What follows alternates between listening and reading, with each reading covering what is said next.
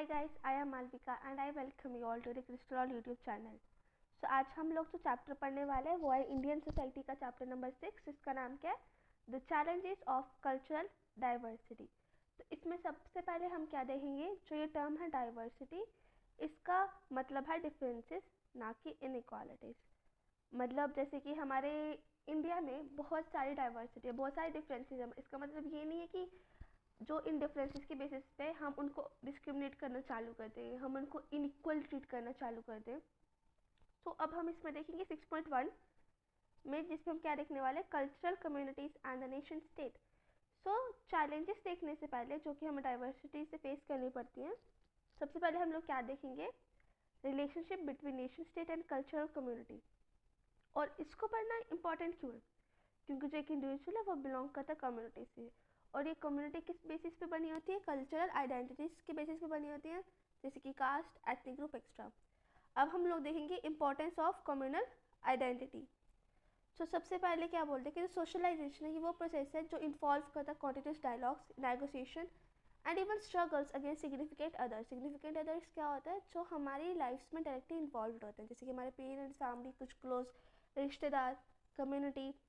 अब बोलते हैं कि जो कम्युनिटी के बेसिस पे क्या है, हमें अपनी लैंग्वेज मिलती है, बेसिकली हमारी मदर टंग, और जो हमारी कल्चरल वैल्यूज़ मिलती है, जिसके नज़रिए से हम क्या करते हैं, पूरे वर्ल्ड को कॉम्प्रीहेंड करते हैं। अब कम्युनल आइडेंटिटी ही क्या करती है, हमारे सेल्फ आइडेंटिटी को एंकर करती है। और ऐसी आइडेंटिटीज़ को हम क्या बोलते हैं, ऐसी कम्युनल आइडेंटिटीज़ को हम क्या बोलते हैं, एस्क्रिप्टिव आइडेंटिटीज़। जिसका मतलब क्या है कि ये जो हमें आइडेंटिटी मिली है, हमारी कम्युनल आइडेंटिटी, ये हमें मिली on the basis of our birth. इससे हमारी चॉइस नहीं थी कि हम इस कम्युनिटी में जन्म लेना चाहते थे, इस कम्युनिटी में जन्म लेना चाहते थे। जबकि जो हमारी कम्युनिटी है ये तो इसी चीज़ पर डिपेंड करेगी ना कि हम किस कम्युनिटी में जन्म ले चुके हैं। अब जो ये एक्सक्रिप्टिव आइडेंटिटीज़ होती हैं ये वेरी हार्ड होती है to change, like it's very hard to change them. मतलब क्योंकि अगर एक इंडिविजुअल है ए, ये चाहता है कि वो एक कम्युनिटी से बिलोंग करता है, जिससे एक कम्युनिटी से वो बिलोंग करता है इंडिविजुअल ए। तो अगर ये चाहता है कि वो अपनी कम्युनिटी चेंज करे, तो वो अपनी इस कम्युनिटी से अगर सारी लिंकेजेस तोड़ भी दे अपने हिसाब से, बट जो अदर्स हैं, जो बाकी लोग हैं सोसाइटी के, वो अभी भी बोलेंगे कि जो ये पर्सन ए है वो एक्स कम्युनिटी से बिलोंग करता है। मतलब ये बहुत मुश्किल है अपनी कम्युनिटी को चेंज करना, क्योंकि डजेंट मैटर हम जितने मर्जी एफर्ट मार ले, जो दूसरों के नज़रिए में हम अभी भी उस कम्युनिटी से बिलोंग करेंगे। मतलब वो दूसरे लोग हमें अभी भी उस कम्युनिटी के बेसिस पर आइडेंटिफाई करेंगे कि हम उस कम्युनिटी से बिलोंग करते हैं। अब सेकंड क्या है कि जो हमारी कम्युनल आइडेंटिटी होती है, स्क्रिप्टिव आइडेंटिटी होती है, ये यूनिवर्सल होती है, क्योंकि हर किसी की कोई मदरलैंड होती है, मदर टंग होती है, फैमिली होती है। अब आगे हम लोग देखते हैं communities, nation and nation state.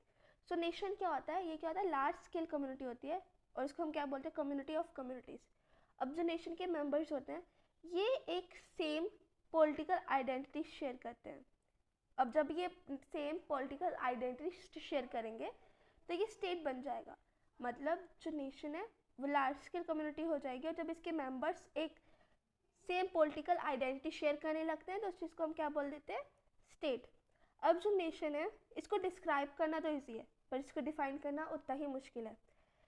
जैसे लिखा हुआ, it is hard to come up with any defining feature, any characteristic that a nation must possess. मतलब ये बताना बहुत मुश्किल है कि अगर एक नेशन है तो उसमें क्या क्या करेक्टरिस्टिक्स होने चाहिए कि वो नेशन उसको बोला जा सके। एग्जाम्पल में हम लोग जैसे लैंग्वेज, अगर हम बोलते हैं कि एक नेशन की एक कॉमन लैंग्वेज होनी चाहिए, तो इट्स नॉट पॉसिबल। इंडिया को देखो, इंडिया नेशन भी है बट उसमें कितनी सारी डाइवर्स लैंग्वेजेस हैं। तो आगे हम देखते हैं कि जो ये नेशन है इसको अगर हम एक नॉर्मल से डिफाइन करना भी चाहते हैं, हम इसको कैसे डिफाइन कर सकते हैं, communities that have a state of their own. कि वो कम्युनिटी जिनके पास अपनी स्टेट है उसको हम क्या बोल सकते हैं, नेशन। जैसे कि अर्लियर क्या था, सोवियत यूनियन में क्या था कि वो डिफरेंट नेशंस थे, उसके अंदर वो डिफरेंट डिफरेंट नेशंस को गवर्न करता था, एंड उसके अंदर ऐसे 100 से ज़्यादा नेशनैलिटीज़ थी जिसको रिकॉग्नाइज़ किया गया था। अब जैसे कि हम देखते हैं कि एक नेशन का इंडिविजुअल है, ये सिटीज़न हो सकता है, रेजिडेंट हो सकता है डिफरेंट स्टेट्स का। कैसे कि क्योंकि ये ड्यूअल सिटीज़न का कॉन्सेप्ट एग्जिस्ट करता है काफ़ी नेशंस में। जैसे कि अगर हम देखें जूइश अमेरिकन्स हैं, ये यूएसए के सिटीजन्स और रेजिडेंट्स भी हो सकते हैं और ये इसराइल के भी हो सकते हैं। एंड इनफैक्ट ये वहाँ की आर्म्ड फोर्सेस भी ज्वाइन कर सकते हैं किसी एक कंट्री की, फिर भी इनकी जो दूसरी कंट्री की सिटीजनशिप है वो कैंसिल नहीं होगी। जैसे एग्जांपल देखते हैं, ये एक लड़का है, इसका नाम है अमन, लेट्स से इसका नाम अमन है, ये सिटीज़न है यूएसए का भी एंड इसराइल का भी। तो अगर ये यूएसए की आर्मी को ज्वाइन भी कर लेता है फिर भी ये इसराइल का सिटीज़न रहेगा, मतलब इसकी सिटीजनशिप कैंसिल नहीं होगी। तो अगर हम देखें कि क्या डिफरेंस है नेशन और स्टेट में, तो बेसिकली मेजर डिफरेंस ये है कि जो नेशन एक साइकोलॉजिकल आइडिया है और जो स्टेट है ये एक पॉलिटिकल आइडिया है। अब state needs the nation as much और even more than nation needs state. अब आगे देखते हैं, पॉलिसीज जो प्रमोट करती है एसिमिलेशन को, इनका मेन एम क्या होता है, परसुएट करना, इनकरेज करना या इवन फोर्स करना कि जो सारे सिटीजन्स हैं ये अडॉप्ट करें एक uniform set of cultural values और नॉर्म्स। अब वो पॉलिसी जो प्रमोट करती है इंटीग्रेशन को, ये डिफरेंट स्टाइल की तो होती है बट इनका ओवरऑल ऑब्जेक्टिव कहीं ना कहीं सिमिलर होता है। जैसे कि ये इंसिस्ट करती हैं कि एक पब्लिक कल्चर हो जो रिस्ट्रिक्टेड हो एक कॉमन नेशनल पैटर्न से, और जो नॉन नेशनल कल्चर्स हैं उनको तो प्राइवेट अफेयर्स में कंटिन्यू कर सकते हो। अब जो कम्युनल आइडेंटिटी है ये किसके बेसिस पे बनती है, लाइक कम्युनल आइडेंटिटी जैसे हमने बताया था किसके बेसिस पे बनती है, कास्ट, रीजन। अब कम्युनल आइडेंटिटी के बेसिस पे क्या बनता है, वो बनते हैं हमारे नेशंस। इसलिए क्या होता है कि बहुत सारी जो गवर्नमेंट है, बहुत सारे जो स्टेट है, उनको ये डर भी लगा रहता है कि जो कम्युनल आइडेंटिटीज़ है इसके बेसिस पे अगर और स्टेट बन सकते हैं और नेशन बन सकते हैं, तो इसलिए उनको थोड़ा डर सताता रहता है इस चीज़ को लेके। जैसे कि लिखा भी, जो एग्जिस्टिंग स्टेट्स है उनको जो कम्युनल आइडेंटिटी है एक राइवल की तरह दिखती है, तो ये लोग क्या करते हैं, ये उस चीज़ को सप्रेस करने का ट्राई करते हैं। बट कई बार क्या होता है कि वो ये चीज़ भूल जाते हैं कि अगर हम इनको जितना ज़्यादा सप्रेस करेंगे उस कम्युनिटी के इंडिविजुअल्स उतने ज़्यादा प्रोवोक होंगे और उतने ज़्यादा वो एम्फेसिस करेंगे अपनी कम्युनल आइडेंटिटी पे। अब हम लोग आगे देखते हैं, cultural diversity and the India in nation state and overview. अब इंडिया के पर्सपेक्टिव में हम देखें, जो इंडिया में है ना तो वो पूरी तरीके से एसिमिलेशनिस्ट है और ना ही इंटीग्रेशनिस्ट है। मतलब वो इंटीग्रेशनिस्ट की पॉलिसीज ऑब्वियसली फॉलो करता है बट इतने स्ट्रिक्टली फॉलो नहीं करता है कि उसको हम इंटीग्रेशनिस्ट बोल सकें। अब देखते हैं कि स्टेट नेशन क्या होता है। स्टेट नेशन क्या होता है, जहाँ पे बहुत सारे नेशंस जो कि एथनिक, रिलीजियस और लिंग्विस्टिक आइडेंटिटीज़ के बेसिस पे बने हों, वो को एग्जिस्ट करते हैं peacefully in a single state polity. अब नेशन स्टेट क्या होता है, ये तो हमने देखा स्टेट नेशन क्या होता है। अब नेशन स्टेट क्या होता है, ऐसा एरिया जिसकी एक बाउंड्री हो स्पेसिफिक और गवर्नमेंट भी हो स्पेसिफिक, मतलब एक ही गवर्नमेंट वहाँ पे रूल करे, और इन्हीं को हम लोग कॉमन आइडेंटिटी की तरह देखते हैं एक नेशन स्टेट फॉर्म करने के लिए। अब हम लोग आगे देखते हैं 6.2, that is regionalism in Indian context. Regionalism in India is rooted in India's diversity of languages, culture, tribes and religion. अब रीजनलिज्म जो है इंडिया में ये क्यों है, क्योंकि इंडिया बहुत एक डाइवर्स कंट्री है। अब वो डाइवर्सिटी लैंग्वेज की बेस पे हो सकती है, कल्चरल के बेसिस पे हो सकती है, ट्राइब्स के बेस पे हो सकती है या इनफैक्ट रिलीजन के बेसिस पे हो सकती है। अब देखिए जो लिंग्विस्टिक स्टेट्स है हेल्प स्ट्रेंथन इंडियन यूनिटी। अब जो लिंग्विस्टिक स्टेट्स है इससे हमारी यूनिटी को पॉजिटिव इम्पैक्ट कैसे पड़ा ये देखते हैं। जैसे कि आपको पता है ना कि इंडिपेंडेंस के पहली बार बाद में भी क्या हो रहा था कि जो स्टेट्स थी वो डिमांड कर रही थी कि लैंग्वेजेस के बेसिस पे उनकी स्टेट्स का फॉर्मेशन हो। तो 1953 अक्टूबर में क्या हुआ, जो पोटी श्रीरामुलु थे ये मर के फास्ट करते करते किसकी डिमांड में, कि लैंग्वेजेस के बेसिस पे स्टेट की फॉर्मेशन हो। तो इससे क्या हुआ कि लोगों में जो गुस्सा था वो और ज़्यादा बढ़ गया और ज़्यादा राइट्स होने लगे इस चीज़ को लेके। तो एंड में क्या हुआ कि एसआरसी फॉर्म की और 1956 में क्या हुआ, फॉर्मली अप्रूव कर दिया गया कि ठीक है लिंग्विस्टिक स्टेट्स की पॉलिसी को हम अपना सकते हैं, बट हम ऐसा नहीं कर सकते कि एक लैंग्वेज है तो उसके लिए एक स्टेट हो, क्योंकि इस हिसाब से तो बहुत सारी स्टेट्स हो जाती है हमारी कंट्री में। तो इसलिए ये बोला गया कि हाँ ये कर सकते हैं कि एक स्टेट में कुछ लैंग्वेजेस हों, जैसे कि 5-6 लैंग्वेजेस हों या उससे ज़्यादा हो। तो ये चीज़ हुई। अब इससे क्या हुआ कि वो राइट्स कम हो गए, इनका गुस्सा कम हो गया, तो कहीं ना कहीं हमारी यूनिटी को उसने प्रिजर्व किया। अब देखते हैं कि जो रीजनलिज्म है ऐसा नहीं है कि वो रिलीजन से मतलब ऐसा नहीं, जो रीजनलिज्म हमारा वो रिलीजन के बेसिस पे ही नहीं होता, ये लैंग्वेज के बेसिस पे हो सकता है, ट्राइबल आइडेंटिटी के बेसिस पे हो सकता है। जैसे कि हम एग्जांपल लेते हैं, मैं JNK से हूँ तो वहाँ की एग्जांपल लेते हैं। तो अगर देखेंगे ना तो JNK में रीजनलिज्म है, मतलब मोस्टली हर स्टेट में है, पर JNK में भी बहुत है। अब कश्मीर में देखेंगे तो मुस्लिम्स मेजोरिटी में रहते हैं, जम्मू में देखेंगे तो हिंदू मेजोरिटी में रहते हैं, तो इनका रिलीजन तो अलग अलग है। बट जब बात आए कि अ सेंस ऑफ रीजनलिज्म की, तो ये दोनों एक ही साथ होंगे, क्योंकि ये दोनों एक ही रीजन से बिलोंग करते हैं, दैट इज JNK। ओके, तो इनका रिलीजन से लेना देना कम है, और लैंग्वेज, ट्राइबल आइडेंटिटी, स्टेट, इससे लेना देना इनका ज़्यादा है। अब हम लोग आगे देखते हैं 6.3, जिसमें हम पढ़ेंगे the nation state and religion, related issues and identities. तो जो हमें इश्यूज फेस करने पड़ते हैं उसको हम दो ग्रुप्स में डिवाइड कर देते हैं। पहले में हम बात करेंगे सेकुलरिज्म एंड कम्युनलिज्म की, एंड सेकंड में हम बात करेंगे माइनॉरिटी एंड मेजॉरिटी सेट की। तो जब हम बात करते हैं सेकुलरिज्म और कम्युनलिज्म की, तो इसमें हम क्या देखते हैं, state's relationship to religion and to other political groupings that invoke religion as their primary identity. इसमें हम देखते हैं कि स्टेट का क्या रिलेशनशिप है रिलीजन के साथ, और या फिर अदर पॉलिटिकल ग्रुप्स के साथ, जो किसके बेसिस पे बनी है, रिलीजन के बेसिस पे बनी है। अब हम देखते हैं माइनॉरिटी और मेजॉरिटी सेट में हम क्या देखते हैं, that how state is to treat different religions, ethnic और अदर कम्युनिटीज़ की। स्टेट कैसे ट्रीट करती है अलग अलग रिलीजन्स को, एथनिक और बाकी कम्युनिटीज़ को, जो कि अनइक्वल हैं in terms of numbers and power. अब वो कम्युनिटीज़ जो इक्वल नहीं है किसी भी एस्पेक्ट में, चाहे वो सोशल एस्पेक्ट हो, इकोनॉमिक एस्पेक्ट हो, पॉलिटिकल एस्पेक्ट हो, तो उनको वो कैसे ट्रीट करती है। अब हम देखेंगे minority rights and nation building. So in Indian nationalism the dominant trend was marked by an inclusive and democratic vision. So inclusive मतलब इंक्लूसिव विजन में क्या है कि ये रिकॉग्नाइज करता है हमारी इंडिया की डाइवर्सिटी और प्लूरलिटी को। अब इस चीज़ को और ज़्यादा इफेक्टिव बनाने के लिए, इस आइडिया को और ज़्यादा इफेक्टिव बनाने के लिए, it had to be built into the constitution. और अगर हम बात करें डेमोक्रेटिक विजन की, तो इसका क्या है कि ये जस्ट नहीं मानेगी इस चीज़ को कि जो डिस्क्रिमिनेशन है एंड एक्सक्लूजन है वो जस्ट है, राइट। अब देखते जो माइनॉरिटी होता क्या है। सो माइनॉरिटी सिर्फ नंबर ऑफ पीपल के बेसिस पे नहीं होता है, कि अगर माइनॉरिटी हम सिर्फ उसको नहीं बोल सकते जिसकी स्ट्रेंथ कम हो, बल्कि वो रिलेटिवली थोड़ी डिसएडवांटेज भी होगी, तो तभी हम उसको माइनॉरिटी बोलेंगे। जैसे कि हम लोग आगे देखते हैं कि जो कुछ माइनॉरिटीज़ हैं वो वेल्थी होती हैं, और जो माइनॉरिटीज़ वेल्थी हैं उनको हम नॉर्मली माइनॉरिटी नहीं बोलते, इनफैक्ट उनको हम क्या बोलते हैं, प्रिविलेज्ड माइनॉरिटी। तो जब हम नॉर्मली वर्ड यूज़ करते हैं ना माइनॉरिटी का, इसका मतलब क्या होता है, वो स्मॉल तो है नंबर में, बट वो डिसएडवांटेज्ड ग्रुप भी है। और इन माइनॉरिटी में क्या देखा कि इनमें सेंस ऑफ कलेक्टिविटी बहुत ज़्यादा होती है, सोलिडारिटी बहुत होती है, मतलब यूनिटी बहुत होती है, sense of togetherness and belongingness ये बहुत होती है। तो जब हम बात करते हैं इंडियन कॉन्स्टिट्यूशन की, तो इसमें भी माइनॉरिटीज़ और कल्चरल डाइवर्सिटी को लेके कुछ कुछ आर्टिकल्स दिए गए हैं, जिसमें से हम दो आर्टिकल्स देखेंगे, आर्टिकल 29 एंड आर्टिकल 30। तो आर्टिकल 29 इंडिविजुअल के बेसिस पे है और आर्टिकल 30 ग्रुप्स के बेसिस पे है। अब आर्टिकल 29 क्या बोलते हैं कि कोई भी सिटीजन है जो इंडियन टेरिटरी में रिसाइड कर रहा है, इसके पास ये राइट है कि वो कंजर्व कर सकता है अपने लैंग्वेज को, स्क्रिप्ट को या कल्चर को।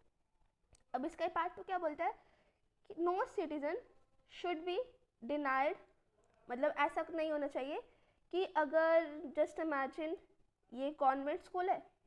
अब क्या होता है, convent school basically Christian school होता है, तो यहाँ पे ऐसा नहीं है कि यहाँ पे हिंदू स्टूडेंट्स नहीं इनरोल कर सकते या मुस्लिम स्टूडेंट्स नहीं इनरोल कर सकते। यहाँ पे हिंदू, मुस्लिम्स, बौद्ध, जैन ये सब स्टूडेंट्स इनरोल कर सकते हैं। यहाँ पे यही बोला जाता है कि एजुकेशन इंस्टीट्यूशन के मामले में कोई भी सिटीजन को डिनाई नहीं किया जा सकता कि अगर वो एक पर्टिकुलर रिलीजन से है, रेस से है, कास्ट से है, लैंग्वेज से है, तो वो एडमिशन नहीं ले सकते हैं, ऐसा नहीं होता है।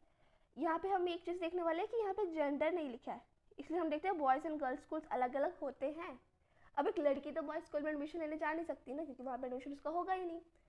अब आर्टिकल 30 में देखते हैं, जो सारे माइनॉरिटीज़ है, चाहे वो लैंग्वेज के बेसिस पे हो, रिलीजन के बेसिस पे, उनके पास राइट है to establish and administer education institution. And second part क्या बोलते हैं कि स्टेट डिस्क्रिमिनेट नहीं करेगा किसी भी एजुकेशनल इंस्टीट्यूशन के इस बेसिस पे कि वो उसको मैनेजमेंट, जो उसकी अथॉरिटी है, जिसकी मैनेज करने वाली अथॉरिटी है, वो माइनॉरिटी है। अब हम लोग आगे देखेंगे communalism, secularism and the nation state. So communalism होता क्या है, aggressive chauvinism based on religious identity. Chauvinism क्या होता है, जब एक ग्रुप खुद को सुपीरियर मानने लगता है ओवर अदर, तो वो अग्रेसिव जब ये चीज़ हो जाती है ना रिलीजियस आइडेंटिटी के बेसिस पे कि एक रिलीजन सोचता है कि हम दूसरे रिलीजन से ज़्यादा सुपीरियर हैं, तो उसको कम्युनलिज्म बोलते हैं। अब कम्युनलिज्म को हम ऐसे ही बोल सकते हैं कि aggressive political ideology link to religion. तो जैसे कि हम बोलते हैं, जैसे हमने पहले बोला कि जो अग्रेसिव चौवनिज्म है, जो जब हम मान लेते हैं कि एक ग्रुप दूसरे ग्रुप से सुपीरियर है रिलीजियस बेसिस पे, तो उसको हम क्या बोलते हैं, कम्युनलिज्म। तो दूसरे पार्ट में हमने क्या देखा कि जब एक पॉलिटिकल आइडियोलॉजी भी जब इससे अटैच्ड हो जाती है रिलीजन से और वो एक अग्रेसिव फॉर्म ले लेता है, तो उसको भी हम क्या बोलते हैं, कम्युनलिज्म। अब इंग्लिश और इसका साउथ एशियन मीनिंग डिफरेंट है। जैसे कि हमने इसका साउथ एशियन मीनिंग देख लिया, अब इंग्लिश में इसका मतलब कुछ नहीं है, बट कम्युनलिज्म क्या मतलब क्या है कि it is related to community, that's it. अब देखते हैं इस चीज़ पे इतना एम्फेसिस क्यों दिया जाता है कम्युनलिज्म पे, क्योंकि जो कम्युनलिज्म है it's about politics more than that of religion. की जो कम्युनलिज्म है ये ज़्यादा रिलेटेड है पॉलिटिक्स से rather देन रिलीजन। ये मतलब कम्युनलिज्म जो है वो इंटेंशनली इन्वॉल्व ज़रूर है रिलीजन से, बट अगर इसका ज़्यादा रिलेशन देखा जाए तो ये क्लोजली रिलेटेड किससे ज़्यादा है, पॉलिटिक्स से। सो इसलिए बोला जाता है कि no necessary relationship between personal faith and communalism. ऐसा नहीं हो सकता ना कि जैसे कि कम्युनिस्ट है, एग्जाम्पल लेते हैं कम्युनिस्ट है, तो ऐसा नहीं है कि वो डिवोट पर्सन हो या ना हो, मतलब वो एक पर्टिकुलर रिलीजन के लिए बहुत ज़्यादा फेथफुल हो या ना हो। इन द सेम वे कि अगर एक डिवोट बिलीवर है कि अगर एक पर्टिकुलर रिलीजन में कोई इंसान बहुत ज़्यादा फेथ रख रहा है, इसका मतलब ये नहीं कि वो कम्युनिस्ट होगा ही होगा। However all communist do believe in a political identity based on religion.